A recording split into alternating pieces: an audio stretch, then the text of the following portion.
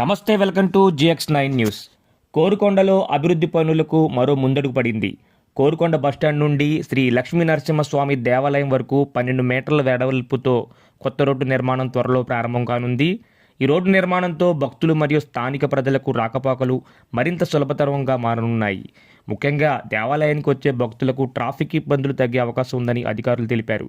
ఈ అభివృద్ధి పనులు పూర్తయిన తర్వాత కోరుకొండ పట్టణంలో రవాణా సౌకర్యాలు మరింత మెరుగుపడనున్నాయి. రెండు పక్కలనే కూడా బ్యాలెన్స్ చేసి ఇటు ప్రజా సౌకర్యం ఇంపార్టెంట్, అక్కడ స్థానికంగా ఉన్నటువంటి వర్తక సంఘాలు కూడా ఇంపార్టెంట్ కాబట్టి వారిని వీరిని కూడా బ్యాలెన్స్ చేసి రోడ్డు వేసి ప్రజలకి అందుబాటులో తీసుకొస్తామని ఈ సందర్భంగా ఖాయం. రోడ్డు వేయడం కూడా ఖాయం పడొచ్చు మేము, కానీ వేలాది మందికి అది ఆ గ్రామంలో 2 మండలాల కవరేజ్ ఉంది.